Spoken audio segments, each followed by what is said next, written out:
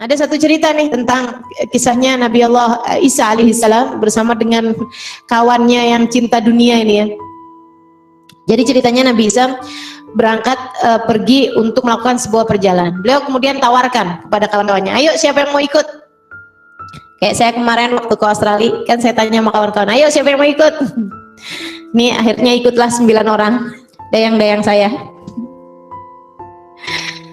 Teman-teman saya sekalian saya muliakan. Jadi itu ceritanya Nabi Allah Isa alaihissalam, dia mau pergi, kemudian dia tanya sama kawannya, siapa yang mau kawankan saya? Saya dong bisa, saya kepengen tahu jalan sama engkau nih seorang nabi gitu. Yuk, kata Nabi Isa. Berangkatlah Nabi Isa sama dia. Tapi nih luar biasa bener ya, ini orang hatinya dunia semua nih. Ya Allah, mudah-mudahan Allah SWT hindarkan kita dari orang-orang yang hatinya hanya berisi cinta dengan dunia. Gak ada enak-enaknya tuh jalan sama mereka, ya Allah. So itu sekalian saya muliakan, jalan ceritanya Nabi Isa sama dia. Nabi Isa kemudian datang waktunya untuk buang hajat. Nabi Isa bilang, tolong pegangin ini ya, saya mau mau buang hajat dulu. Nabi Isa kemudian menjauh. Si orang ini penasaran, apa sih Nabi Isa bawa apaan sih gitu. Dia buka, ini fudul nih ya dalam bahasa Arab. Kepo kata bahasa anak Indonesia sekarang. Tambah gak ngerti ya. Pengen tahu, suka pengen peduli gitu. Hal-hal yang orang gak boleh buka dia malah mau tahu gitu. Apa tuh namanya? Ya itulah.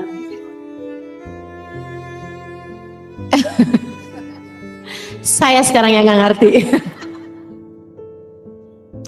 Akhirnya kemudian dibuka tuh bungkusan Nabi Isa. Itu kan dilarang tuh dalam Islam. Kita tidak diperkenankan kecuali yang memang boleh gitu ya. Memang sudah diizinkan silakan dibuka, silakan. Tapi kalau misalnya bukan tidak diperkenankan seperti itu, kita nggak boleh. Walaupun kita sedang misalnya udah diperkenankan silakan masuk kamar mandi gitu ya. Kita mau kencing aja, kita buka-bukain sabun-sabunnya orang.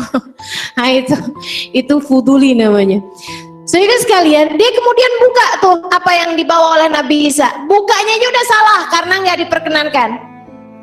Habis dia buka, ternyata dilihatnya ada 3 buah roti yang kelihatannya masih hangat-hangat gitu ya, dibawa oleh Nabi Isa ini. Begini, palingan ini hadiah dari orang. Namanya Nabi kan kadang suka dikasih hadiah sama orang. Nabi Isa juga nggak tahu berapa isi rotinya. Udah aja, saya makan aja 1. Ini tambah lagi nih, mau-maunya sama yang haram nih dia nih. Dia makan kemudian 1 buah roti itu, habis itu dirapiin lagi sama dia, ditutupin lagi. Nabi Isa selesai, dia udah rapi. Si rotinya ini udah selesai 1 dimakan. Jalan kemudian sama Nabi Isa. Jam-jam jelang-jelang duhur, Nabi Isa bilang, lapar ya, yuk kita duduk sebentar. Dibuka kemudian sama Nabi Isa bekal makanannya. Nabi Isa kaget. Kok rotinya tinggal 2 gitu. Orang ini begitu ngelihat Nabi Isa-nya kaget. Oh ternyata Nabi Isa tahu berapa jumlah rotinya. Tapi ini ya hati yang berpenyakit. Gimana caranya nih ya?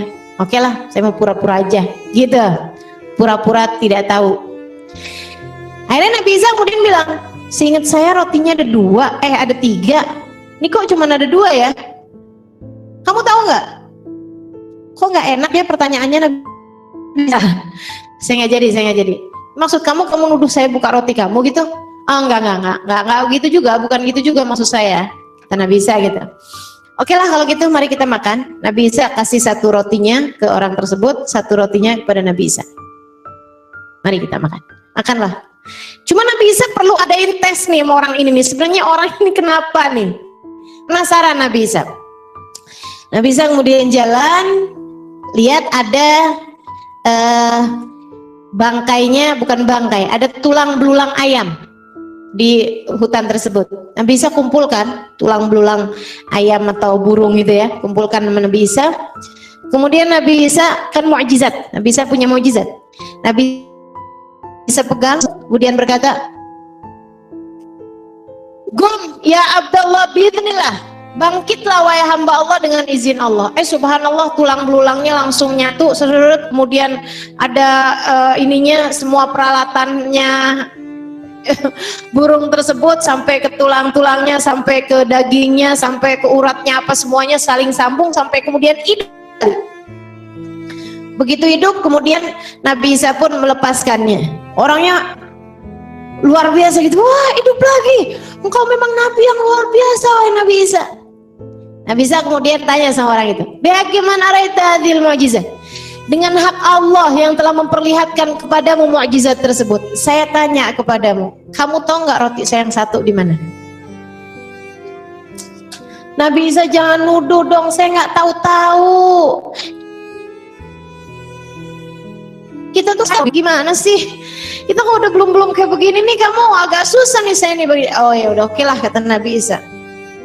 Ya udah, saya nggak tahu. Ya udah, ayo kalau gitu jalan. Berangkat lagi, melewati sungai. Kata Nabi Isa, saya tuh mau ke sana, mau ke seberang sungai sana, tapi ini dipisahkan dengan sungai. Wah, kita naik apa dong Nabi Isa? Gak ada perahu, gak ada penyeberangan, gak ada apa-apa nih. Yaudah kalau gitu, kata Nabi Isa, kamu gini aja, sini, kamu ke belakang saya. Oke lah kalau gitu, ya pun ke belakangnya Nabi Isa. Pegangan ya, baik Nabi Isa. Pejam matanya ya, baik Nabi Isa. Ikuti saya, baik Nabi Isa. Nabi Isa kemudian minta kepada Allah Subhanahu wa taala. Mereka pun kemudian berjalan di atas sungai, di atas air sampai ke ujungnya. Habis selesai sampai di ujungnya, wah hebat, luar biasa nih engkau Nabi Isa nih, Masya Allah luar biasa sekali. Nggak basah sama sekali kaki saya. Bahkan debu yang tadi ada di perjalanan yang tadi itu masih ada juga di sini, nggak kena air sama sekali. Kamu memang Nabi yang luar biasa wahai Nabi Isa. Nabi Isa pakai lagi tuh buat senjata. Bagaimana araita hadhil mu'jizah? Demi Allah yang telah memperlihatkan kepadamu mukjizat ini, aku tanya kepadamu sekali lagi, adakah kamu tahu roti saya yang hilang?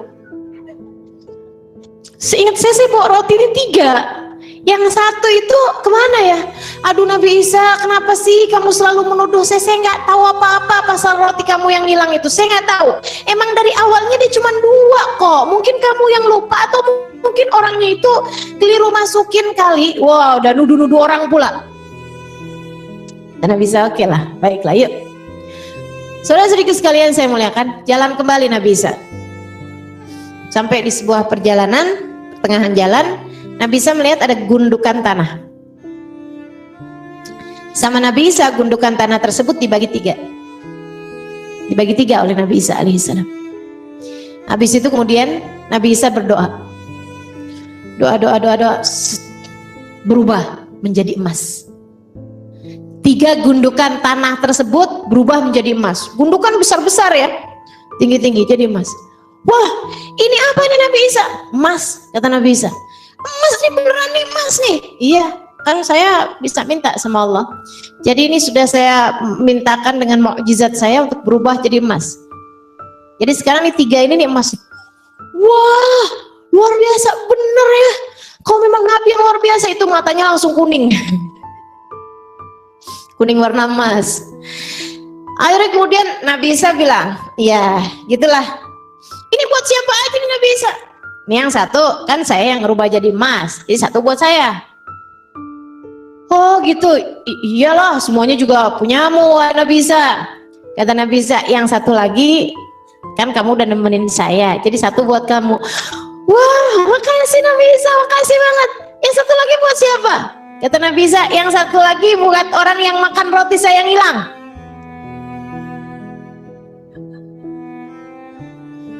Ya Allah, serem ya sama barang haram nih ya. Saudaraku sekalian yang saya muliakan, dia langsung nunduk-nunduk gitu, kayak gaya-gaya orang taubat gitu. Beda ya, orang taubat dengan bergaya taubat tuh beda. Ini bergaya orang taubat. Jadi kayaknya yang, wahai Nabi Isa, bukankah akan selalu ada penyesalan di belakang setiap kesalahan-kesalahan, dan bukankah penyesalan selalu datangnya belakangan? Kalau di awal namanya pendaftaran ya. Dia bilang, wahai Nabi Isa, bukankah Allah pun selalu menerima taubat dari hamba-hambanya? Dengan penuh penyesalan ku sampaikan kepadamu bahwasanya sayalah yang memakan rotimu yang hilang. Nabi Isa kemudian bilang, dia bilang, khudhak, ambil semuanya buat kamu. Saya nggak perlu sama dunia, tapi saya minta kepadamu untuk tidak menemani aku. Dia nggak merasa berat juga sama kehilangan Nabi, karena kan dia memang hatinya cuma isinya dunia. Nauzubillah min dzalik. Jadi dia bilang, kalau gitu makasih Nabi Isa, makasih banget nih, makasih banyak. Dia nggak tahu betapa ruginya tidak jadi menemani seorang Nabi. Dia nggak paham, kesian ya. Ada begitu banyak orang-orang di atas muka bumi ini yang nggak paham. Dikirain bahwa rezeki itu cuma urusan uang, cuma urusan harta, cuma urusan materi. Dia nggak tahu menemani orang soleh, menemani orang soleha, menemani atau punya orang-orang di sekeliling kita yang mencintai kita, menyayangi kita, bisa membawakan kita kepada Allah Subhanahu Wa Taala, karunia yang luar biasa besar. Para sahabat Nabi tahu itu, karenanya mereka tidak peduli apapun yang terjadi selagi mereka dapat senantiasa bersama dengan baginda Nabi besar Muhammad sallallahu alaihi wasallam. Sedikit sekalian saya muliakan, ditinggal sama Nabi Isa, tinggal dia yang kebingungan gimana bawanya nih. Gimana bawanya nih? Besar-besar begitu bawa satu aja dia kesusahan. Dia pun juga nggak berpikir, ya udah deh saya bawa seala kadarnya yang saya bisa, gitu ya. Saya tinggalin sisanya, nggak mau juga. Orang-orang dunia kan nggak mau ketinggalan yang seperti itu. Dia nggak mau ada orang lain dapat itu gitu ya. Jadi akhirnya kemudian dia tungguin aja di situ, dia tungguin aja. Nggak lama kemudian datang 2 orang preman, 2 orang penjahat, 2 orang badan-badannya besar, dua-duanya ke situ. Begitu dilihat kemudian, wah ini apa nih? Emas ini ya, langsung buka pedang, set, kita bunuh aja nih dia nih. Dia pikir, apalah artinya saya mati walaupun punya emas banyak kan begitu. Jadi dia kemudian, santai bro, jangan gitu dong, santai, tenang aja. Ini kan kita juga bertiga nih, udah aja nih, ini emas kan juga emang jadi 3 nih. Udah deh, 1 buat saya, 1 buat kamu, 1 lagi buat yang satu lagi tuh. 3, kita bagi 3-3-nya. Oh iya bener juga ya. Ya udah deh kalau gitu, masukin lagi sarung pedangnya ke sarungnya. Akhirnya dia bilang, ya bener juga deh, buat kita bertiga aja. Kita akan jadi orang paling kaya nih habis ini nih. Iya, emang kamu mau pakai buat apa? Saya mau ngelamar anaknya bin Fulan. Saya kemarin waktu ngelamar ditolak karena nggak punya apa-apa.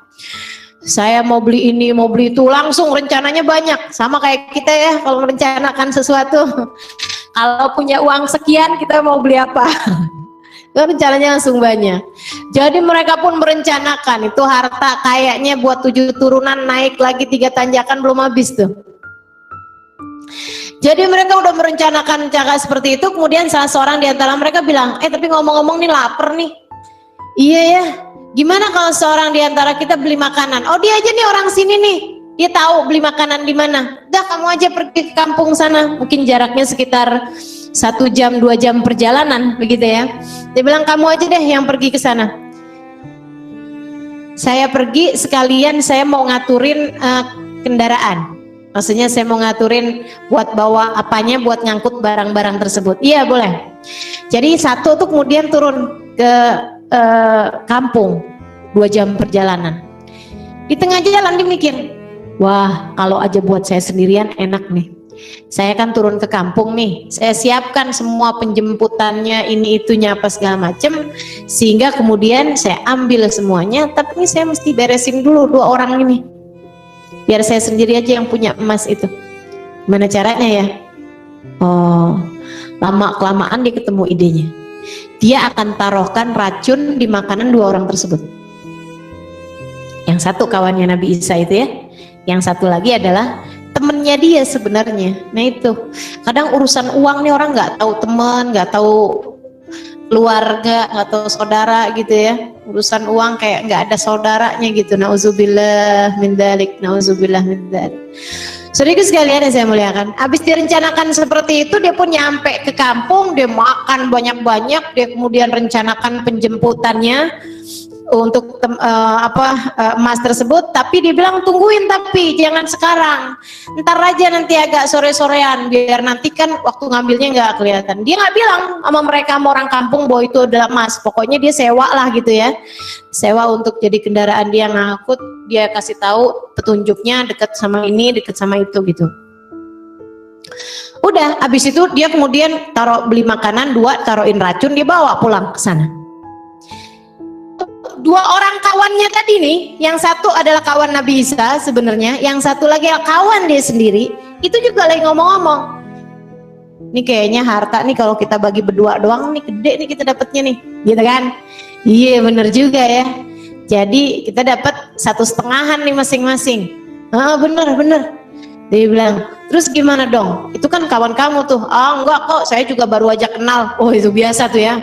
Orang kalau urusan harta tuh suka langsung nggak ngaku gitu. Dia bilang, saya juga baru kenal, nggak apa-apa, saya kehilangan dia juga. Oh kalau gitu ya udah deh. Nanti begitu dia datang kita apain enaknya? Langsung aja tebas ke lehernya.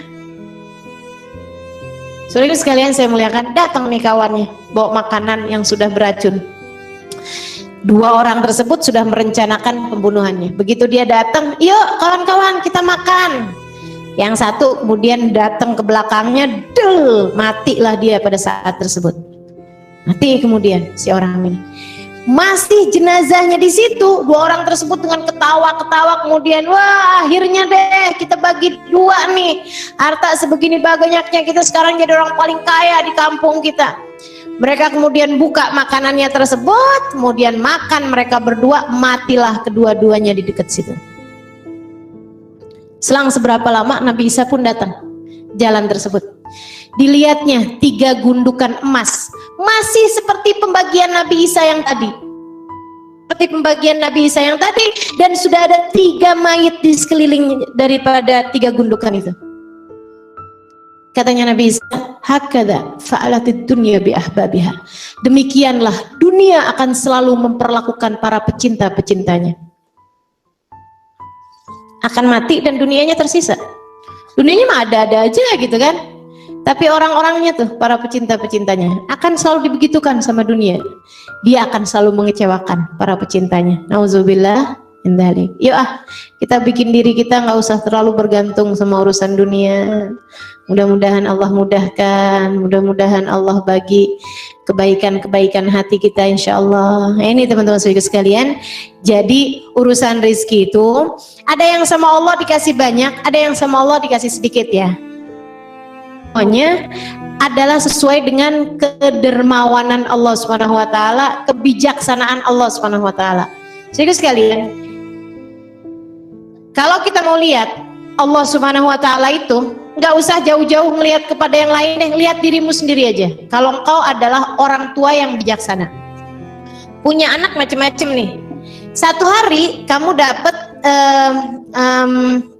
misalnya permen dari mana ya, dapat coklat lah gitu, coklatnya enak banget nih, tapi kamu lihat nih anak yang satu nih sedang flu berat, anak yang satu lagi sakit-sakit perutnya, anak yang satu lagi sedang sehat.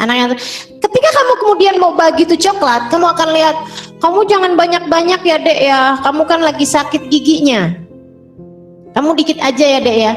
Bukan karena nggak sayang kan kamu ketika memberi coklat tersebut sedikit, tapi karena tahu bahwa nih anak coklat banyak membahayakan buat dia, bukan begitu? Sementara kamu lihat yang satu lagi, nih orangnya kalau dia dibagi coklatnya banyak sekalipun nggak akan masalah. Kenapa? Dermawan, dia bisa bagi-bagi sama teman-temannya. Jadi kamu berikan kepada yang satu coklat banyak juga karena sayang sama dia. Nah nih mama kasih coklatnya banyak kan, kamu kan gitu suka bagi-bagi sama teman-teman, jadi biar kamu juga bisa bagi-bagi sama teman-teman. Kasih ya mah gitu kan.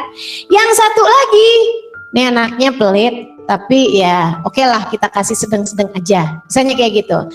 Kan kita semua tahu nih sebagai orang tua kita akan bagi sesuai dengan keperluan dia. Kita akan bagi karena kita tahu nih anak berbahaya coklat banyak, nih anak nggak berbahaya nih malah bagus kalau banyak, karena bisa bagi-bagi. Kita akan beri sesuai dengan hal tersebut. Demikian pula dengan Allah Subhanahu wa taala. Allah gitu. Ini anak nih kalau dikasih cakep banyak-banyak nih bahaya. Jadi dibikin hidungnya nggak aturan. Hidungnya kecil-kecil aja, itu kan rezeki juga ya. Kemudian ya semuanya dikasih sedikit-sedikit kayak gitu. Rezeki juga seperti itu, rezeki berupa harta juga seperti itu. Oh ini dikasihnya dikit aja. Ini kalau dikasih banyak nih anak kurang bener nih, nggak beres nih. Misalnya bisa lupa, bisa lalai, bisa tersibukkan dengan dunia begini, dikasih sedikit. Yang satu itu misalnya karena dia selalu berbagi urusan rezekinya sama Allah Subhanahu Wa Taala dikasih banyak. Kita lihat orang karena dia tahu caranya bagi-bagi rizki, dia kemudian dikasih banyak sama Allah Subhanahu Wa Taala, dikasih kemudahan hidup luar biasa sama Allah Subhanahu Wa Taala, gitu ya. Semuanya itu sesuai dengan kedermawanan Allah Subhanahu Wa Taala, Rahman Rahimnya Allah Subhanahu Wa Taala. Bukan ketika kita diberi banyak kemudian kita lihat bahwa kita adalah hamba yang dimuliakan sama Allah. Bukan ketika kita dikasih sedikit kita adalah hamba yang dihinakan oleh Allah. Nggak ada. Saudariku sekalian, jangan dikira bahwa orang itu mulia makanya dikasih rezeki banyakan. Oh orang ini hina makanya dikasih rezekinya sedikit. Bukan seperti itu, bukan seperti itu. Kalau kau menganggap seperti itu, hati-hati. Kau akan berkeyakinan bahwa Abu Jahal lebih mulia daripada Nabi Muhammad. Karena Abu Jahal dikasih rezeki lebih banyak daripada Nabi Muhammad. Nabi Muhammad yang kita tahu, tidur hanya beralaskan tikar. Nabi Muhammad kita tahu, seringkali menahan lapar untuk waktu berhari-hari. Jangan dikira bahwa urusan harta, urusan materi menandakan kemuliaan atau kehinaan seseorang. Tidak, teman-teman saudaraku sekalian. Sekali lagi tidak. Kata Allah Subhanahu wa taala, "Innal insan idza mabtalahu rabbuhu fa akramahu wa na'amahu fa yaqulu rabbi akram. Wa ma idza mabtalahu fa qadara alaihi rizqahu fa yaqulu rabbi ahanan." Kalla. Kalla. Saudaraku sekalian, kata Allah dalam Al-Quran, ini manusia kenapa sih kasih rizkinya banyak, kan dia bilang wah saya mulia, Allah telah memuliakan saya. Dan dia kalau dikasih rizkinya susah, dikasih rizkinya seret, dikasih rizkinya sedikit, dia akan bilang duh kenapa Allah menghinakan saya. Kata Allah SWT, kalla, enggak begitu.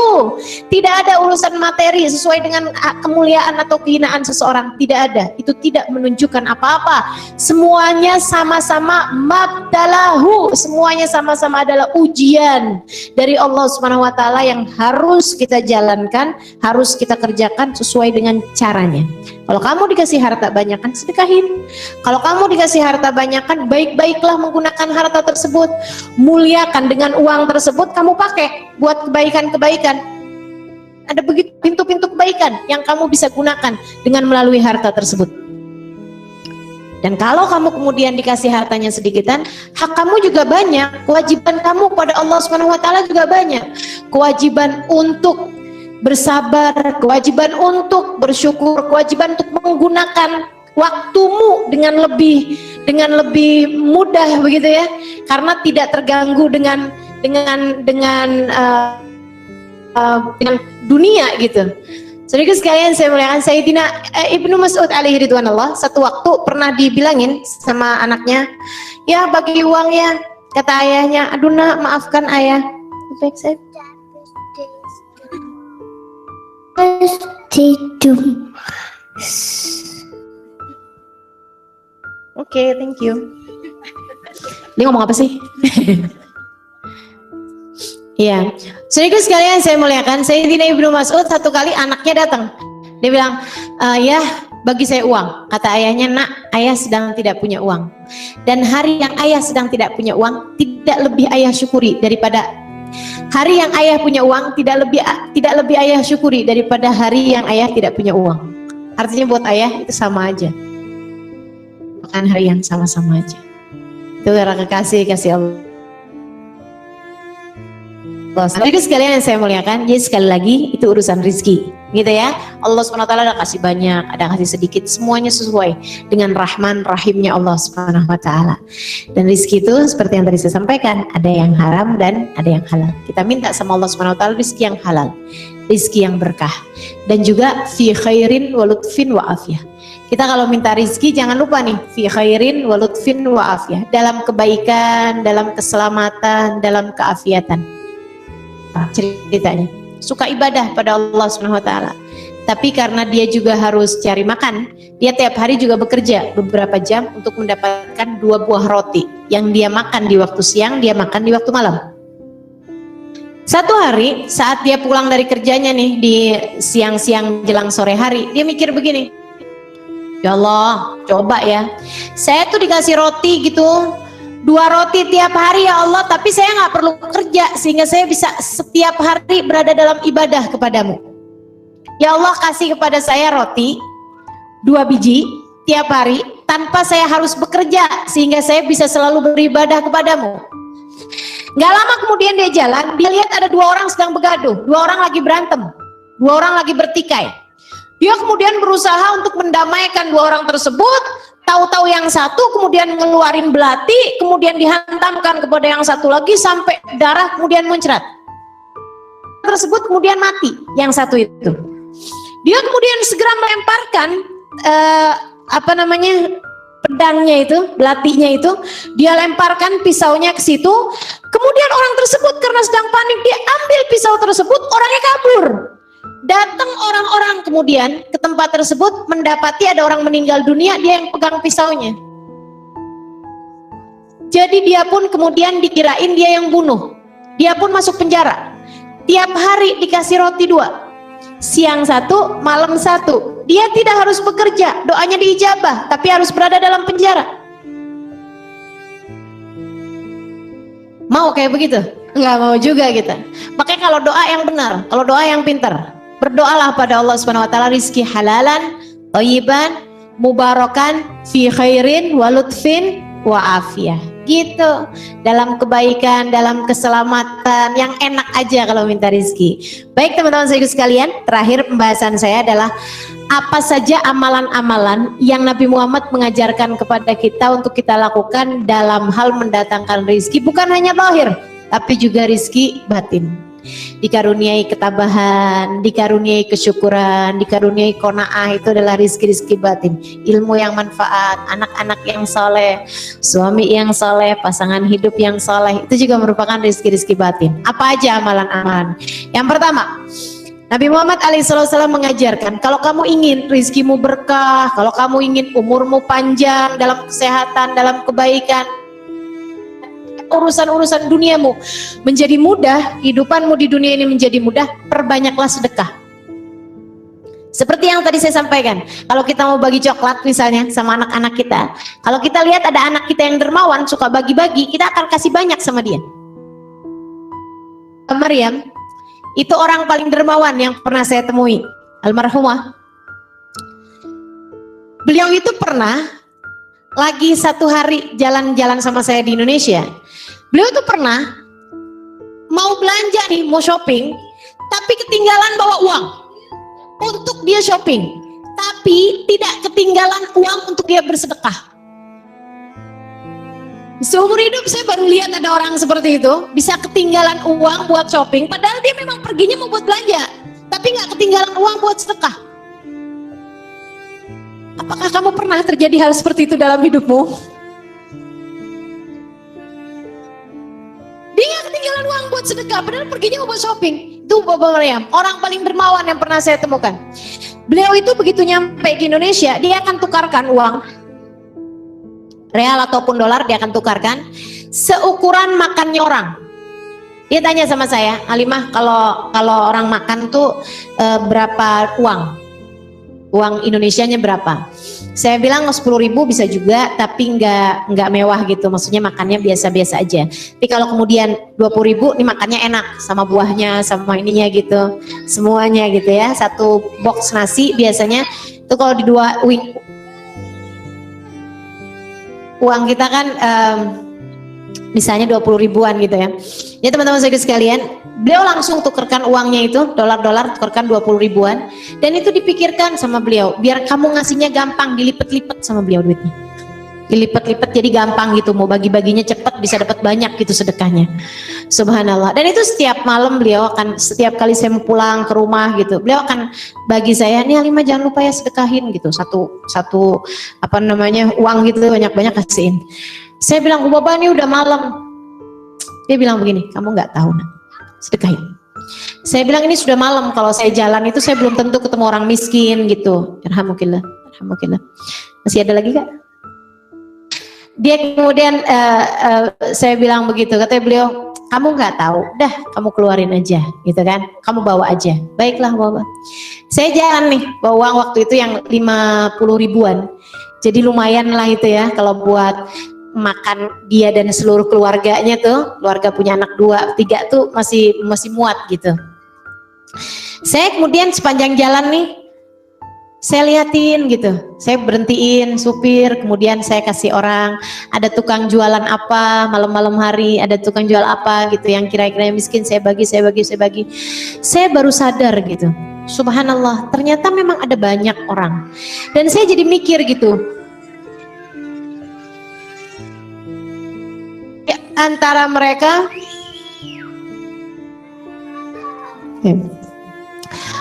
mungkin di antara mereka itu ada misalnya begitu ya,